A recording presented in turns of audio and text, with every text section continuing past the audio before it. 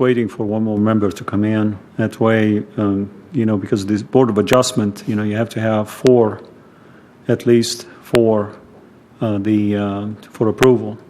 So if we are four and one of us, doesn't agree to the approval, then it's denied. So we want to wait for the new member to come in. Okay? Just 5 minutes, probably she'll be here.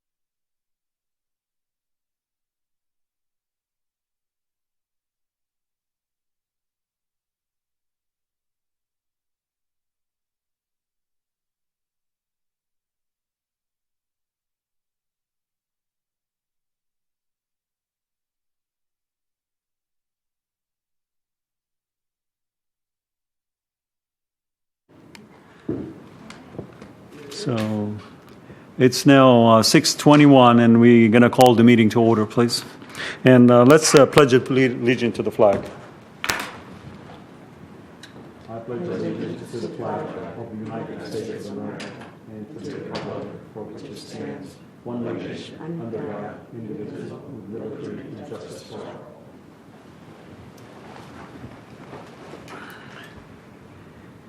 Can we have roll call, please? Vice Chairman Shahayam. Yes. Member Hunley. Here. Alternate Member Ritchie. Here. Alternate Member Smith Rodriguez. Here. Okay, we have a quorum, and the next is the approval of the minutes. Any comments or any revisions? I'll make a motion to approve the minutes. We have a motion. Can we have a second? I second. All in favor, say aye. Aye. Aye. Okay. Aye carries. And next is, this is a quasi-judicial confirmation procedure. And all persons who anticipate speaking on any public hearing item must fill out an alt card to be heard on the agenda item and sign the oath contained thereon. These cards are located on the table near the entrance to the council chamber, or may be obtained from the recording secretary. The meeting will be conducted in accordance to the procedures adopted in Resolution number 24-1997.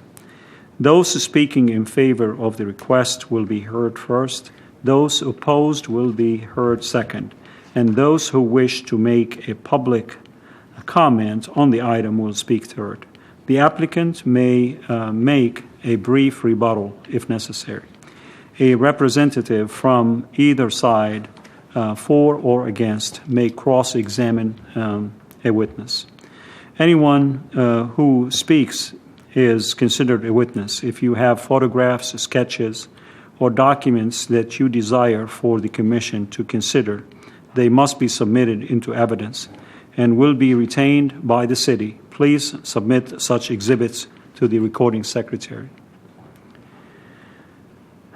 Applicants for land use zoning related items are advised that the resumes of staff members who prepare applicable staff reports are on file in the city clerk's office.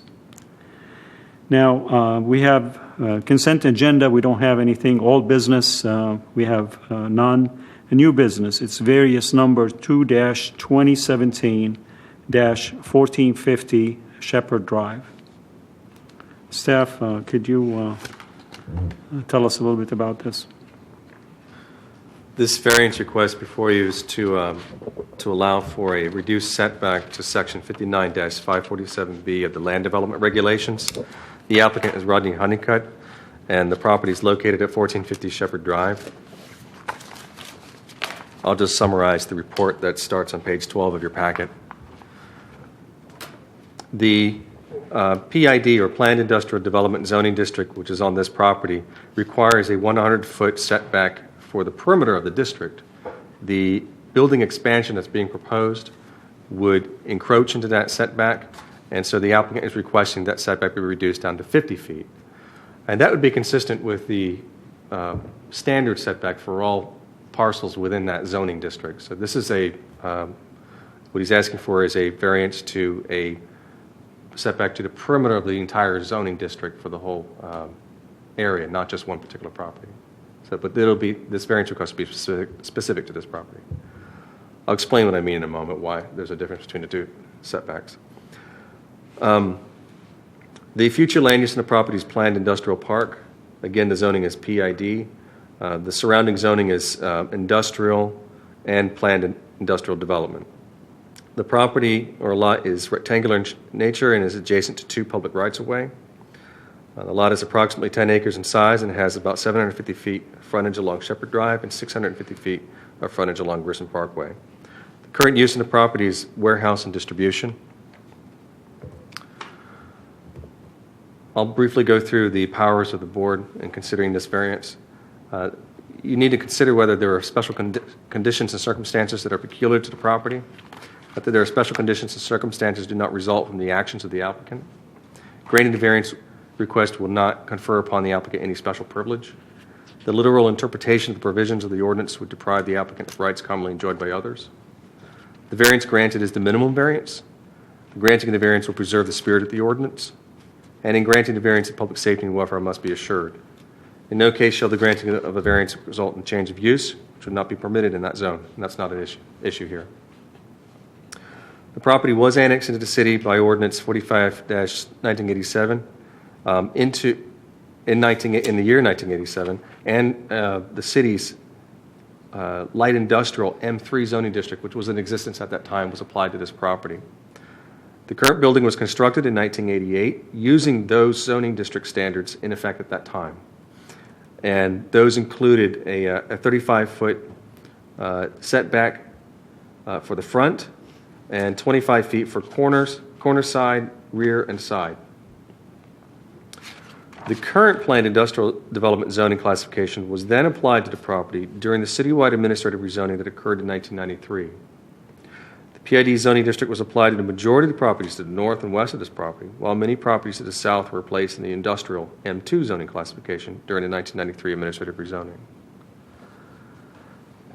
Section 59-547, subparagraph B of the Land Development Regulations states, minimum yard requirements establishes the following setback requirements for the PID zoning, and those include a front of 50 feet, a side setback of 35 feet, and a side corner and rear setback of 50 feet, which is more stringent than what was originally applied to the property prior to 1993. The existing building meets those setbacks. However, the expansion would have to meet the additional requirement, which is stated below in italics here on page 14 of your packet. And I'll read it. No portion of any building or structure and no activity related to any use within the PID shall be located any closer than 100 feet to any PID perimeter boundary. Where a PID district abuts property zoned residential, greater setbacks may be imposed by City Council. There's no adjacent residential uses to this property. So we have a 100-foot setback that we have to deal with, and their expansion is going to be encroaching into that. In addition to the setbacks referenced above, the PID zoning classification also requires a master plan be adopted for all development of land within the PID district. This master plan is required to ensure that a property or multiple properties meet all the requirements of the PID zoning classification. As this property was developed prior to the implementation of the PID zoning classification, no master plan was ever established for this property or for the surrounding properties. The applicant is proposing a building addition, which is represented on the attached drawing, and that it starts on page 21 of your packet. The existing building is approximately 100,000 square feet in size, and the proposed addition is approximately 80,000 square feet. The new addition is proposed along the Grissom Parkway portion of the property and will require the site be brought up to the current required standards for landscaping, parking, stormwater, etc. The building addition eliminates the parking lot between the existing building and the public right-of-way, and it will screen the loading areas and any trucks stored on the property. The applicant is proposing to reduce the required PID perimeter setback from 100 feet to 50 feet, which is consistent with the minimum side corner setback required by the PID zoning classification as mentioned above on the same page. The building addition will bring the site into conformance by screening the off-street loading areas and facilities per section 59-549 subparagraphs C1. And this is a standard that is required for a master plan development within this zoning district. And this section relates to removing the outdoor storage areas in the front yard and areas fronting Grissom Parkway. Also, let me backtrack here. The building addition will bring the site into conformance with the following three sections or regulations that we found for this PID zoning classification. And they include a section related to screening off-street loading areas, removing the outdoor storage areas in the front yard and areas fronting Grissom Parkway, and removing the chain link fence located between the existing building and Grissom Parkway. So we essentially believe that the variance request will bring the property in closer conformance with some of the other regulations within that zoning district. Staff recommends approval of the variance to allow building expansion to be 50 feet from the planned industrial development perimeter boundary in lieu of the 100 feet required. The requested variance will not impact the public health, safety, or welfare. We do not believe the variance will not confer special privilege denied by others in the same district, as the building addition will bring the site into closer conformance with the code. The variance is the minimum needed in order to allow for the expansion of the building while preserving the setbacks established at the time of the annexation, and with the minimum yard requirements of the PID. Therefore, we believe the request preserves the intent of the PID zoning district. And with that, I'll try and answer any questions you have.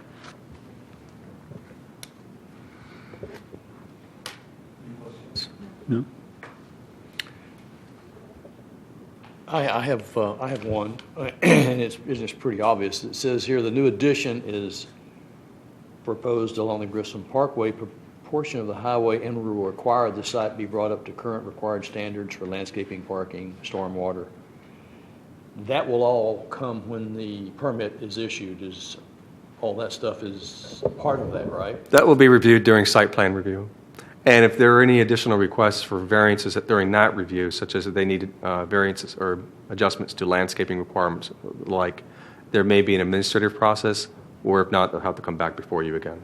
Okay. But yeah, so that'll be reviewed before. All that will be applied. You guys will make sure all that happens. If we approve this variance, that doesn't approve any variations to the standard parking, stormwater, or anything else. Correct. Okay. Yeah, they'll have to meet those requirements. That's all that's the only question I got. I have one. This is outside the flight path, right? Do you know? I believe the applicant mentioned in their application, if you give me a moment, I'll have to look at the zoning map here. That's okay. Maybe Mr. Honeycutt has it. I'll ask Okay. when Mr. Honeycutt comes up. The other thing you mentioned during the presentation is this is the zoning for this area is being changed and to have it 50 feet on all the properties along Grissom Parkway, 50-foot in the future. I mean, future zoning change, is that The rezoning that happened in 1993 applied this zoning district on here with those additional, more restrictive setbacks, yes, so the 100 feet, including the 100 feet. including the 100 feet? Yeah. The 100 feet was part of the county? No, that was a city, this is part of the current zoning that's on that property now that the city applied to the property. That's city applied? Correct. Okay. And most properties along Grissom Parkway are, the ones that are built, they are 100 feet from the right-of-way? We did not look at the other properties. Okay. All right, thank you. Since no more questions, we'll open it to the public, and do you have any cards? Yes, Rodney Honeycutt.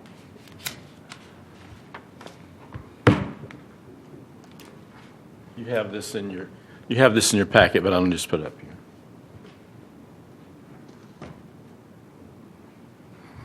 Good evening, Chairman, members. Rodney Honeycutt, 3700 South Washington Avenue here in Titusville. So wood grain distribution for all of Florida is right here in Titusville. And so they currently have 100,000 square feet, as staff mentioned, and they need to expand 80,000 square feet. And the expansion needs to be as far east as possible due to the internal operations of the building and the loading and unloading. And the owner's here and is going to explain that to you in detail, so you'll understand why we need to go as far east as possible. And so I'll just go over some of the things. The staff covered it pretty thoroughly, I thought. In the PID zone, the normal setback, side corner is 50 feet. We will maintain the 50 feet. What we're proposing to do is that when you're on the boundary of a PID, which this property is, the east boundary of the PID at the industrial park, Spaceport Industrial Park, is the west boundary of Grissom Parkway. And so when you're in that case, there's an additional setback of another 50 feet, making it 100 feet. And that's just in the PID code, and that's normally because a PID is more of an upscale industrial park. In this case, along the east boundary of this property is a 200-foot wide right-of-way for Grissom Parkway. And on the other side of that is the airport and areas that there will never be anything built because it's next to the runway. And then since I've mentioned that, this is near the glide path for the runway. And so we have talked to the airport and the airport's consultant, and they're actually assisting us in getting an FAA permit, which will be required. It probably will not have anything to do with the building. It'll mostly be that during construction there'll be cranes that are out there, and they'll be in the airspace that for the glide path. We had to do that similarly for Embraer, which is on the other side of the runway when that was installed. And this building will be on tilt wall, so it won't be a prefab metal building, so it'll be a very nice looking building. Some other things that staff mentioned is now there's a fence on the eastern property line, and the building will now replace the fence. And so that'll be much nicer looking aesthetically. And then also the building will block the loading zone that's in the back and the trucks, so that'll be much more aesthetically pleasing also. And so we have a hardship, though, in the expansion in that it does have to be on the east side of the property. And so I think that's pretty good coverage of what's going on. Do you have any questions so far? Okay. Thank you. Yeah, Dale Sellers.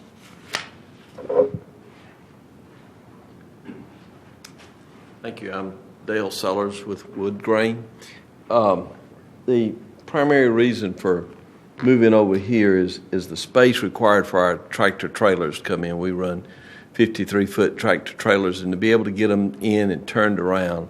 And also when we're bringing products in containers or flatbed trailers, so the turning radius is needed.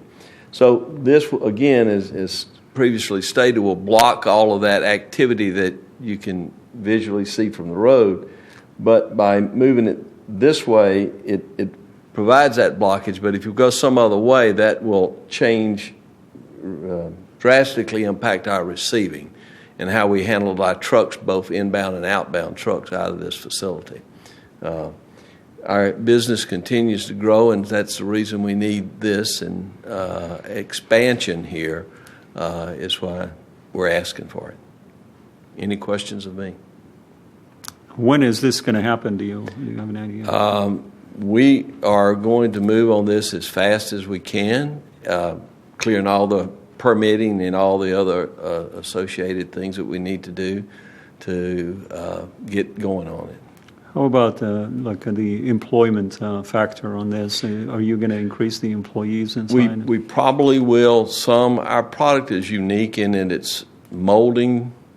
So when you put crown molding in your homes or baseboard, we supply that to the Home Depot stores.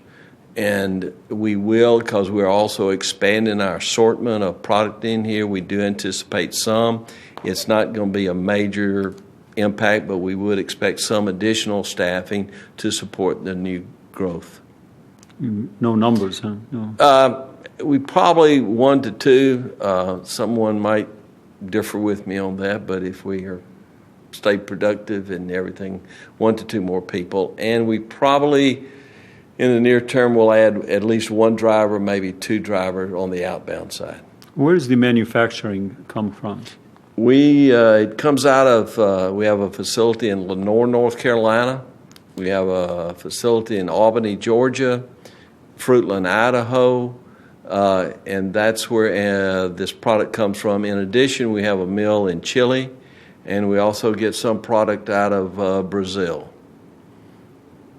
Okay. Well, thank you. Thank you. Any more cards? No, sir. Okay. Now we close the public hearing and we bring it back to the commission. And any discussions, or would you like to? If there's no discussion, can we make a motion? Well, I'd like to comment. I mean, what he just said is, if you look at his drawing, it's pretty obvious that's where he's got to put his building, so I don't, I mean, you can see his docks, you can see this turnaround. Looks pretty straightforward to me. I mean, I don't know how you could do it any other way. And they're going to cover all of everything else with the permits as far as parking and the people and numbers and all that stuff, so we don't have to worry about that. So, gee, it's looks good to me. Okay, I'd like to make a motion Go ahead. to approve variance number 2-2017 to allow a building expansion to be 50 feet from the PID perimeter boundary in lieu of 100 feet, which is required by section 59-547B of the Land Development Regulations. I'll second that. Okay, we have a motion and we have a second. Can we have roll call, please? Vice Chairman Shahay, Yes. Member Hunley, Yes. Alternate Member Ritchie, Yes. Alternate Member Smith Rodriguez. Yes. Thank you. Motion carries then. Thank you. Now, next is petitions and requests from the public. We have none. We have any? None? Thank you. And reports. Steph, do we have a semi-annual report, I take it? Yes, you have a semi-annual report, and if you accept it, we'll forward it on to the City Council for their acceptance.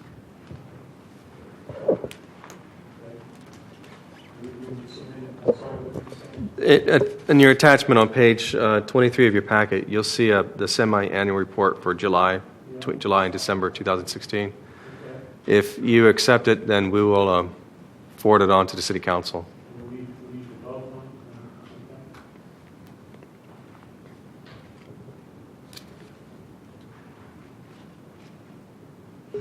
I assume it's correct and perfect in everything we did, so I make a motion to approve. Okay, we have a motion to approve it. I second. Second. All in favor, say aye. Aye. Aye. Aye.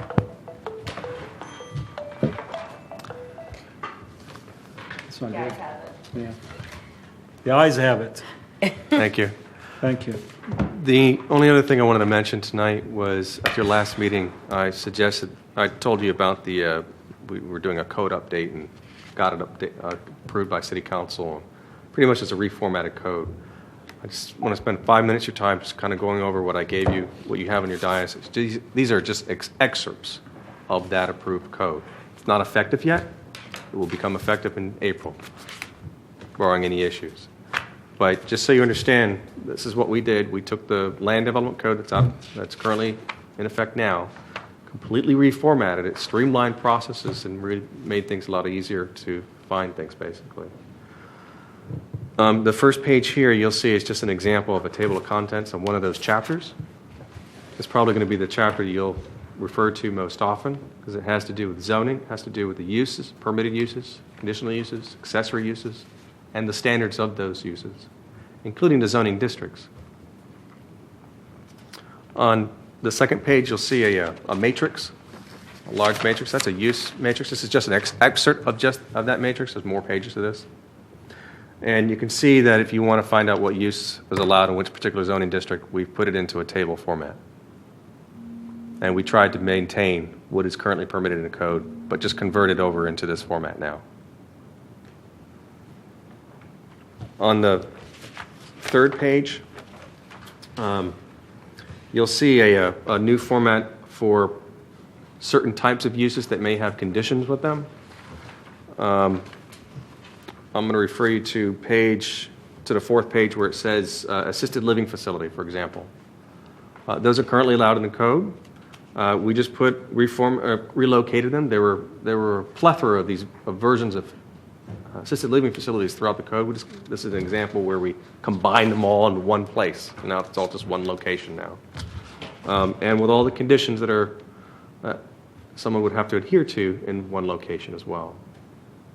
So this is just an example of how we reformatted some of the uses and standards with those uses. The next page you'll see a table, and it says it's called residential estate. That table represents one particular zoning district. Well, there are many zoning districts, but we just wanted to show you this format to you as an example of how we took each of the zoning districts and the standards of those zoning districts and put them into a table format. for ease of use. So we did not adjust the standards in here. So we just kind of put them in a newly organized way, format rather, for you. On the next page, you'll see another matrix, and that is for accessory uses. So we found those all over the code, and we try to consolidate them into this one matrix. And that was a very difficult process. And try to put them into a logical format. So one particular accessory use, which is not in our code, which you'll notice here, is called accessory dwelling units, the first one. That is brand new. City Council gave permission to come up with standards for that. And basically what that is allowing for mother-in-law suites on residential lots. We came up with standards of that, and that will become effective with this new code in April. So there were some minor changes the council asked us to do, and we incorporated them into the code, where an example of that was the introduction of the new use, accessory dwelling units. On the last page, you'll see some of the standards of the accessory dwelling unit use. And so we try to maintain the standards in the same format as permitted uses. So again, these pages are really just an excerpt of the larger chapter that we created regarding zoning uses and their standards, and zoning districts and their standards. I can certainly provide you a copy of that chapter or email it to you if you like. If you'd like to look for the rest of it. We hope to have this available on our website prior to the effective date, and eventually they'll all be converted over to, all these chapters will be converted into MuniCode, which I believe some of you are familiar with using, which is where our current land development code is housed online. So with that, I'll try and answer any questions you have about this. When is this going to happen? The effective date will be April. April. Yeah, I don't have the specific date You yet. don't have that much time then. Excuse me, this is complete. Okay. We do have another ordinance that's going to go forward before the City Council to correct errors that we have found. It's kind of what we call a glitch ordinance. Clean up some parts of this that we missed.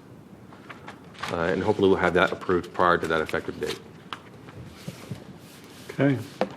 Thank you.